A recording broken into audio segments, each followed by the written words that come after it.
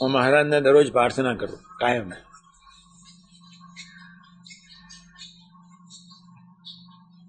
પ્રતિકૂળતા અને સાનુકૂળતા દરરોજ સાથે આપજો. આ સાધક તરીકે હું 1957 થી પ્રાર્થના કરું. પ્રતિકૂળતા અને સાનુકૂળતા સાથે આપજો. માનવીના મનના એક હેવા એવા છે કે એને બધું સારું જ ગમે. હું જયારે ઇન્ટરનલ ટેન્શનમાં જતો, બહુ પ્રતિકૂળતામાં કામ કર્યું મેં. અત્યારની સાનુકૂળતા તો ખૂબ કહેવાય. સ્વામીજીના 5 પ્રસંગો યાદ કરી લો એકી સાથે. પહેલો પ્રસંગ, 40 વર્ષ ગમાનમાં સૂતા. ક્યાં સૂતા? ચોચડ. ગમાનમાં શું મળે? કસ્તુરી.